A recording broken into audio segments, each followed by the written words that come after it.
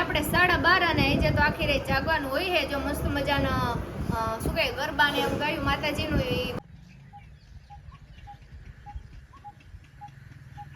હર મહાદેવ, જય દ્વારિકાધીશ. કેમ છો મિત્રો? મજામાં? આઈ હોપ કે તમે બધા મજામાં જ હશો. Welcome back to new blog. તો તમારું હાર્દિક સ્વાગત છે આપણા મસ્ત મજાના ગામડિયા બ્લોગની અંદર. વાગી ગયા છે 9:45 માથે 5 મિનિટ થઈ છે ને આપણે 8:30 ઉઠીને ડાયરેક્ટ ચા પીને મિત્રો કામે લાગી ગયા છીએ.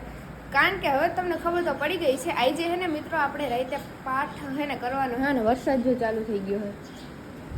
મેં હજુ બ્લોગ સ્ટાર્ટ કર્યો ને તો વરસાદ ચાલુ થઈ ગયો છે.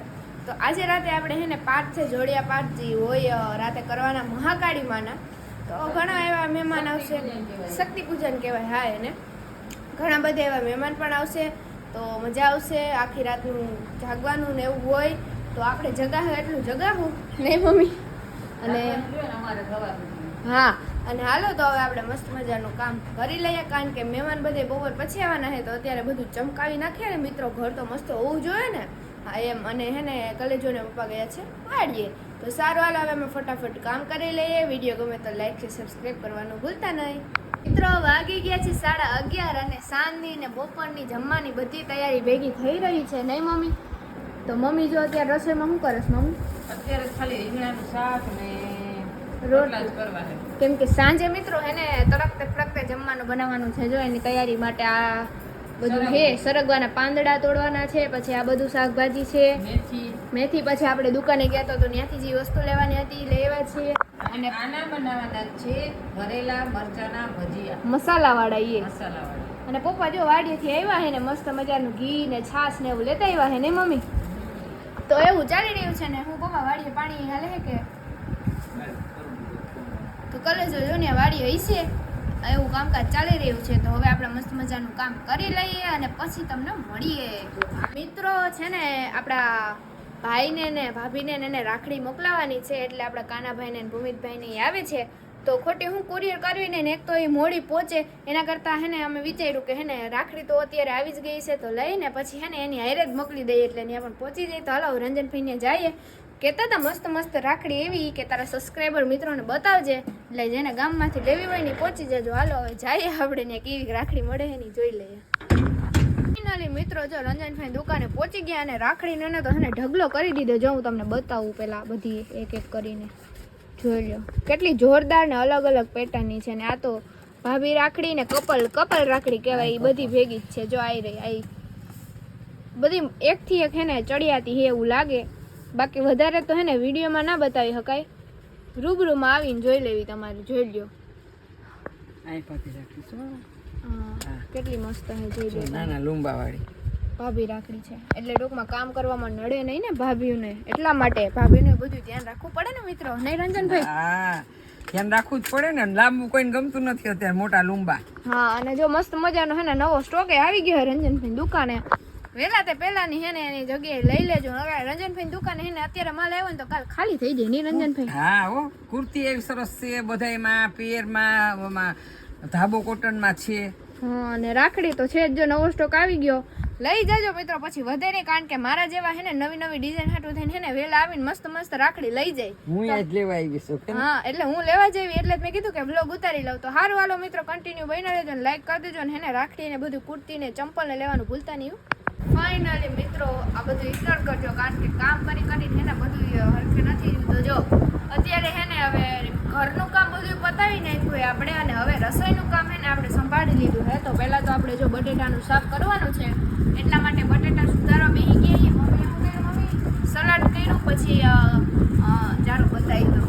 દૂધ પાકી ચડાવી દીધો છે ગેસ ઉપર મિત્રો. આ એક તો જીભ લથડાઈ જાય છે મિત્રો. અને જો અહીંયા બધું રેડી કરી લીધું છે. હવે હે ને પૂરી આપણે કરવાની છે, ભજીયા કરવાની છે, ચટણી તો આપણે બહારથી લઈ આવવાની છે. બાકી તો કંઈ કરવાનું નથી ને. બાકી બધું આપણે અત્યારે કરી નાખીએ છીએ. એટલે પછી મહેમાન આવે ને એટલે ઘડીક વાર આપણે એની અરે બેસવાની મજા આવે. આ તો કામ હે ને પહેલાં પતાવી નાખીએ આપણે બધું. એટલે નિરાશ નહીં મમ્મી?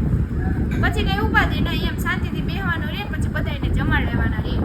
કલેજો પપ્પા વાડીએ ગયા છે. વાડીએ કંઈક કામ છે એટલે આપણે હવે આ કામ પૂરું કરી નાખીએ. ગાઈઝ મસ્ત મજાની આપણી હે ને બધી રસોઈ કમ્પ્લીટ થઈ ગઈ છે. બસ એક આપણે પૂરી કરતા હતા. તો હે ને અત્યારે સમાધિએ જુવારવા જવાનું છે. તો હું ને પપ્પા જાશું આટો મારી આવીએ ત્યાં. અને જો અહીંયા હે ને મમ્મી ભૂંગળા એક તરે છે અને પૂરી એક તળવાની ને કરવાની બાકી છે અને આપણે લાસ્ટમાં ભજીયા રાખશું કા ગરમા ગરમ બધાય જમતા જાહે તો એવું છે તો મમ્મી અત્યારે બિઝી મિત્રો હું બિઝી છું હા હું કામ જ કરું હું કંઈ બેઠી નથી આ તો કહું છું તમને અને મસ્ત મજાનો જો માતાજી વાળો રૂમ પણ ચમકાઈ નાખ્યો છે આપણે અહીંયા પાઠ કરવાનો છે એ તો હું તમને નહીં બતાવું કારણ કે એ ના બતાવાય બાકી મહેમાન આવશે હું તમને બતાવીશ એટલે મિત્રો આપણે બાની ને બાપુની ને અદાની સમાધિ પહોંચી ગયા છીએ જોઈ લો પપ્પા જુવારે છે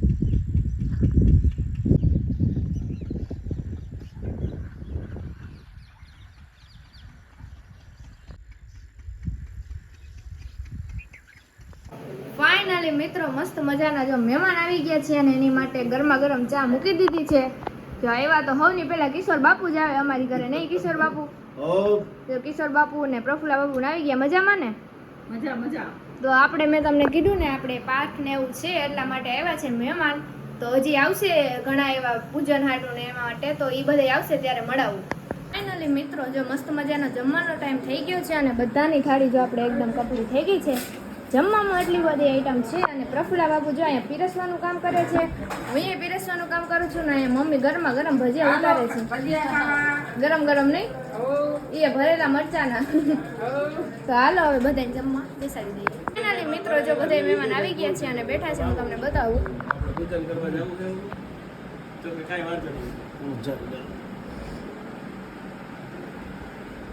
અને ભૂમિતભાઈ જો આવી ગયા ભાઈ મજામાં ને તો વાંધો નહીં હમણાં એ કોઈ એવા નહોતા કે દિવસ ના તો પાઠને બાને બધા આવી જાય ને પપ્પા વાગી ગયા છે આપણે 12:30 અને એ જે તો આખી રાત જાગવાનું હોય છે જો મસ્ત મજાનો શું કહે ગરબા ને એવું ગાયું માતાજીનું એ બધું હોય એ તો તમને બતાવાય નહીં પણ જો અત્યારે બ્રેક પડ્યો છે નાનો એવો તો બધા જો બેઠા છે અહીંયા બધે કિશોર બાપુ ને એને તો ખબર નહીં શું પ્રોબ્લેમ હોય અહીંયા જો પપ્પા ને બધે બેઠા હે પપ્પા આ એનો કિશોર બાપુએ નવો લુક કર્યો ને એટલે બતાવતા નથી મિત્રો બીજું કઈ નથી અને જો બધા બેઠા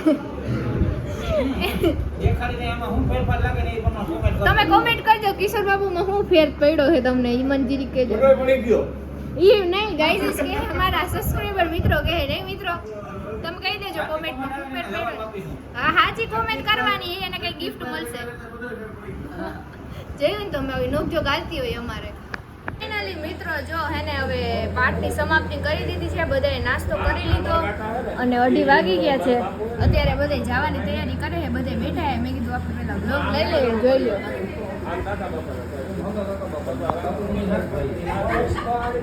ઓકે મમ્મી